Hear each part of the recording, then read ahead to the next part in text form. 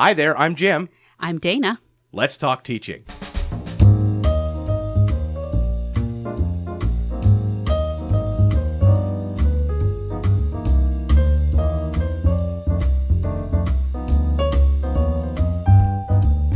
Welcome to Let's Talk Teaching, a podcast from the Center for Teaching, Learning, and Technology here at Illinois State University. I'm Jim G., and joining me today is Dana Karraker. She's a coordinator here at CTLT who does faculty development. Hi, Dana. Hello.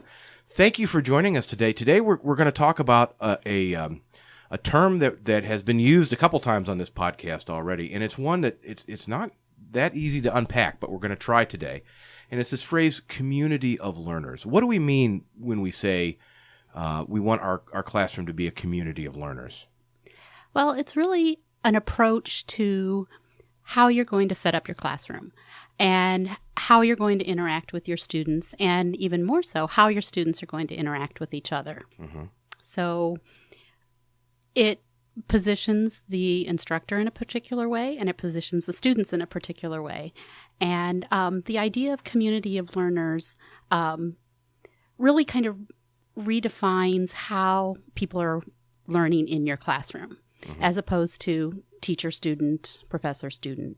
So in other words, you know, if you work towards this, you're kind of, is it fair to say, breaking down some of the barriers that exist between, you know, I'm the teacher in charge, I'm the professor, I have the power, and you are the student. Yes, it redefines how learning is going to be taking place in your classroom. Uh-huh. So this idea has grown out, and I brought props. Oh, that's excellent. Grows out of the work of Paulo Freire, who talks about this notion of the banking concept and how sometimes learning is seen as a place where the teacher is depositing knowledge into the students. And so that really sends a message about how learning happens when you set up your classroom in that particular way, that you are the expert, mm-hmm. that the student is this empty vessel to be filled with your knowledge. Right. So the community of learners kind of changes that, and that it honors what students bring into the classroom. They're not empty vessels. They come with a lot of experiences, a lot of knowledge that can really be harnessed and used in the learning experience. The other thing that it does is help students make connections with the relationship piece is really important. Okay. We all know that we learn better when we're comfortable, when we feel connected. So it's that affective piece of your classroom as well. So your students come in. One very important piece as the instructor is to develop relationships with your students. Mm-hmm. They're not just coming in for the hour that they're with you and then leaving. Learning happens better when we're connected with each other and learning with and from each other, mm-hmm. which is that whole idea of community of learners. So this is all based on the work of Dewey and Vygotsky and social learning theory, social mm-hmm. constructivist theory. So anybody who cares about that kind of thing, that's where it came from. Well, so when we're talking about students, putting students into this mindset, it's really a mm-hmm. mindset, and you're modeling practices mm-hmm. as the teacher to reinforce that. Because I would say that we probably default, I think a lot of us still probably default more to this banking model mm-hmm. because we're experts in our field, and then we come in and we teach. And mm-hmm. Obviously that's why you're here, is to hear me talk, and all of that. To profess. To profess, yes. It's in the title, isn't it? To profess. But in order to shift to more of that community of learners idea, what are some of the steps that as a teacher you could take? It starts on that first day, creating that welcoming environment, bringing your students in, and Claire's earlier podcast referred to the syllabus. Mm-hmm. And so the syllabus is one key in creating that community of learners, where you're having that conversation with your students about how you're going to learn together and how you're going to interact with each other so that this is a quality learning experience for everyone. Mm-hmm. So the things that Claire said in her podcast about the syllabus really sets the stage for what's going to happen in your classroom. So that's one place to start. And then that first day, you do a lot of the community building pieces. And we have used a phrase around here when we're working with faculty in our workshops or on the one-on-one, to start as you mean to continue. Oh, okay. So whatever you're going to do on that first day of class, give students some kind of insight as to what the rest of the semester is going to be like. I think Claire called it, she used two different phrases. One was modeling policies and procedures. Yes. So that if you expect them to do something at the beginning of class every day, do that on the first day. Mm-hmm. And then she also talked about previewing some of the content and show them some of the accomplishments that they're going to make through the course of the semester on that first day. So that trajectory piece is important too. So this is why we're here. Mm-hmm. This is where we're going to go. And as a community of learners, we're going to go there together. Right. And so you set that up on that first day. And your syllabus, the language you use in the syllabus and how you approach the syllabus can be a step toward that. The other thing that's kind of a risky thing to do, I haven't done it, but I know people that have, constructing that syllabus together and talking about with your students how you're going to work together and some of the goals you have. That's interesting. And, I actually do a little bit of that. One tiny little piece talking about the use of mobile technology in the classroom. So, I facilitate a workshop here at CTLT called Your Classroom Technology Policy. Mm-hmm. And the idea is that you develop some sort of a process, depending on the size of the class and how much control you want to give up, really, and have a conversation with students about how they think smartphones and laptops and tablets and all that should be used, and what to do, and what kind of behavior should be encouraged and what kind of behavior should be discouraged.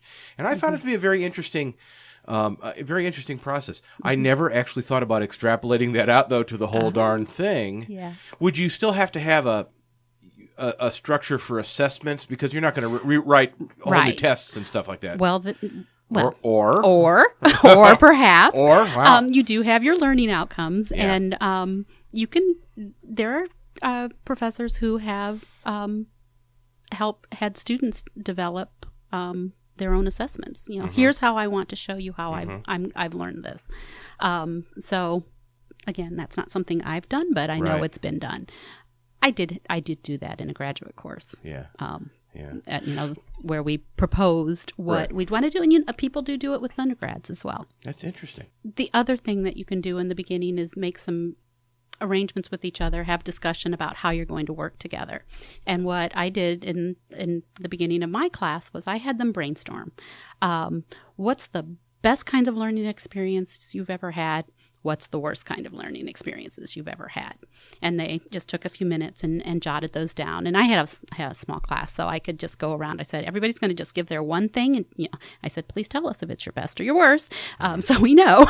And so we just kind of went around and everybody shared and listened to each other. And then they started, piggybacking off each other and like, oh, that reminded me of so we had that conversation first.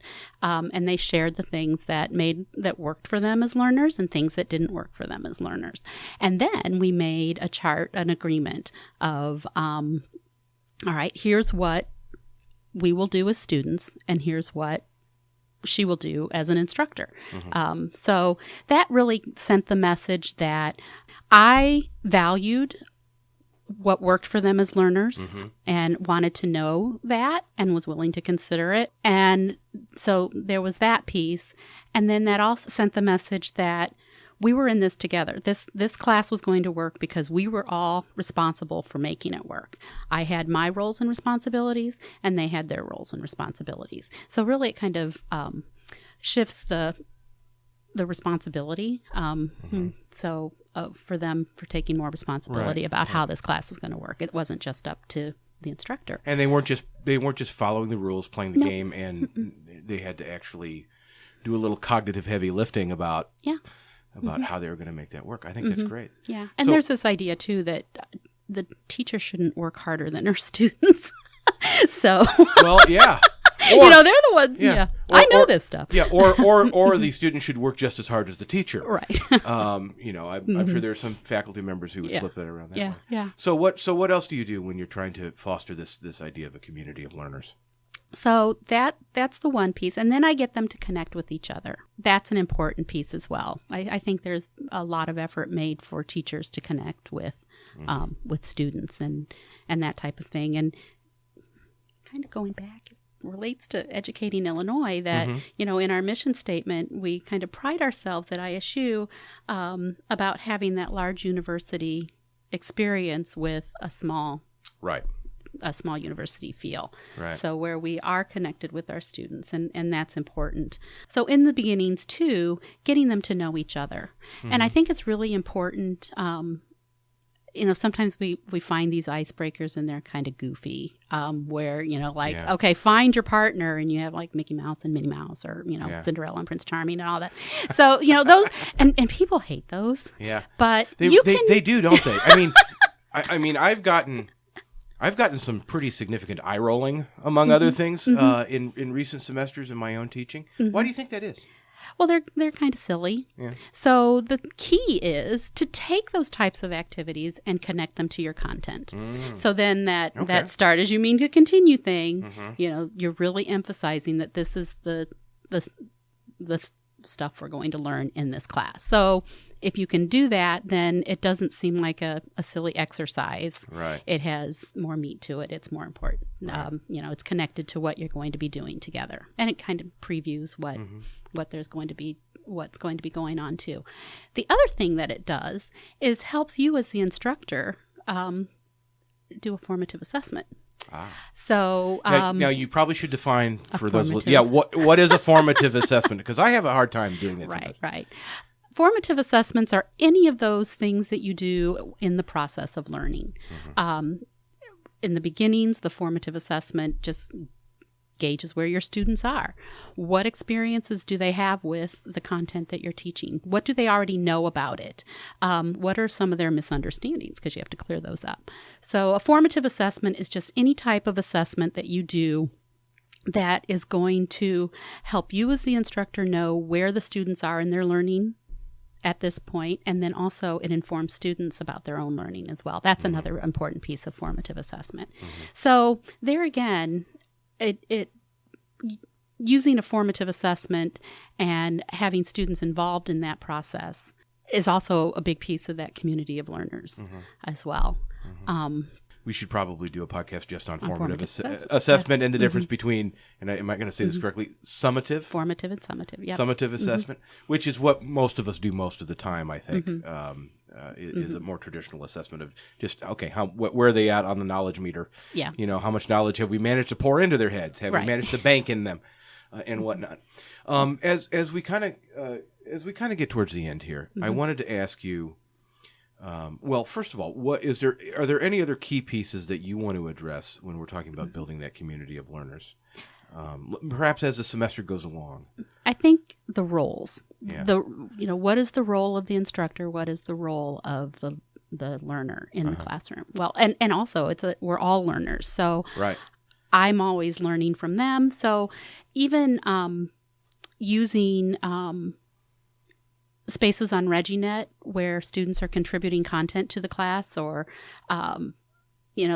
we're talking about this and, oh my goodness, this just happened. I just read this in the New York Times. It's related to what's happening in the classroom. Let me post that article in ReggieNet and share it with all my other classmates. So the instructor, again, isn't the only holder of all knowledge. It really encourages students to make the connections of class with outside. And then we always know that when those connections are made, learning really is enhanced. Yeah.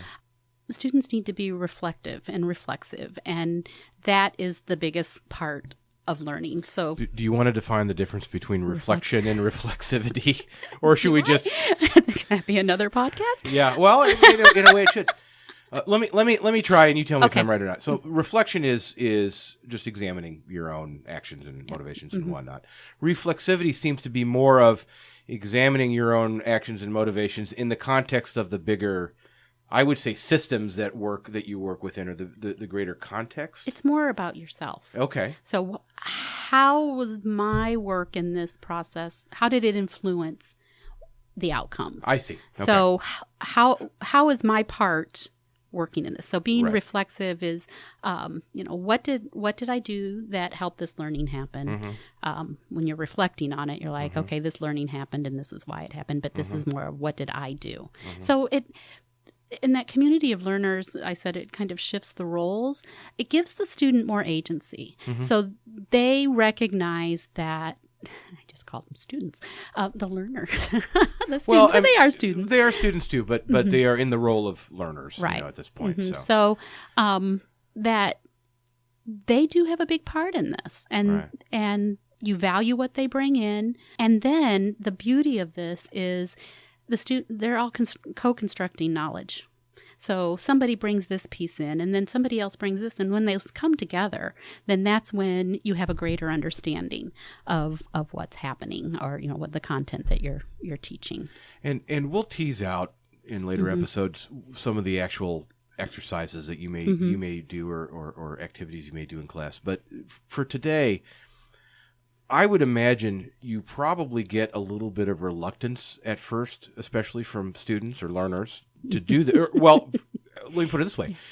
Students are sometimes reluctant to see themselves as learners, as we're defining it here today, because they've never experienced this before. They've been stuck, if you will, in the banking model for their entire academic life, right? Right.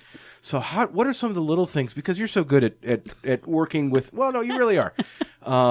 You're good at working with people in groups, and because you're working with aspiring educators, I think you have an interesting perspective on this. So what are some of the little things that you do or say to kind of encourage and tease them along? And I'm asking selfishly because I'm teaching a course this semester and I need some help with this. Well, I don't always position myself as the expert in the room. Okay. They've all been through school. But by the time I have them, they've also had other education courses. So one thing that I do, and it's hard, I'm not going to tell you it's easy. Right. But if someone poses a question, instead of just immediately answer it, I look around the room and say, who else has something they want to answer, to contribute to this, or Okay. So I do that, and then I also need to set up my room in a way that is not that initiation response evaluation. Right. So where they're not all facing me, and I'm kind of up on a higher level. Right. I don't say something, they answer the question. The question's coming directly back to me, and so I need to rearrange my rooms because many of our rooms on campus are structured. They're those straight. Those straight up front right. rows of seats. So I rearrange so that they can look at each other. And that way, when I do throw that out there, somebody poses a question or has a comment, and I do, then they can turn and look at each other. So it changes the direction of the conversation. Okay. So it's not, I'm doing this with my hands. Yeah. So that it's not that two-way that two-way conversation between one student and the instructor. Right. It's a conversation among everyone in the room. Right. So final question. You make a conscious effort to reframe how you are presenting yourself and how students are presented in the class. How do you know it's working? What are some of the little clues? What are some of the little things that you hear maybe at the end of the semester, maybe during the semester that you go, oh, this worked? And it's not just during the semester at the end, it's even after they leave us. So several things will happen that show you that it's working. And these are the things that are like, oh my gosh, I love my job. This is why I'm doing it. We're talking about something in class. And it used to be that somebody would email me a link and say, oh my gosh, I just read this and it's about what we talked about in class. But now I have the space where they can go and post it and share it with everybody. So, that in our online learning space, they can share that with everybody. So I love that. I love it when I see them seeing what we're talking about in class and then making that connection to the real world. So those are those moments.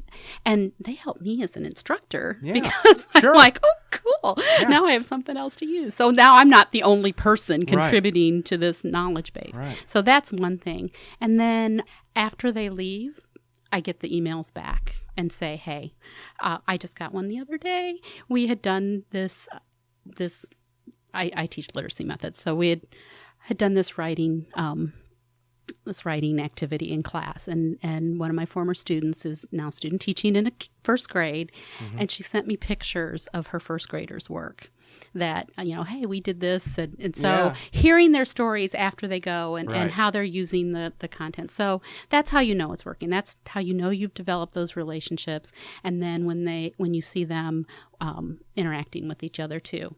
And, one of the things that we've learned from student services as far as retention goes, or persistence to graduation, a student often stays, and it can be due to one person. Often you'll hear, I bet everybody can say, oh, I had this one classroom experience, and that's why I stayed. Or that's why I went into a particular field because of what happened in that classroom. Yeah. So that's how you know it's working.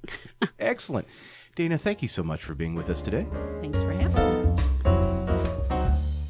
And that's all the time we have for this week's episode of Let's Talk Teaching. You can find out more about the podcast and about all the services we offer here at the Center for Teaching, Learning, and Technology by going to our website, ctlt.illinoisstate.edu. Click the podcast link at the top of the page, and you can see our latest episodes and find out how to subscribe. And of course, we're also on iTunes now, so you can search for Let's Talk Teaching on iTunes and give us a review. For Dana and everyone here at CTLT, until next time, happy teaching.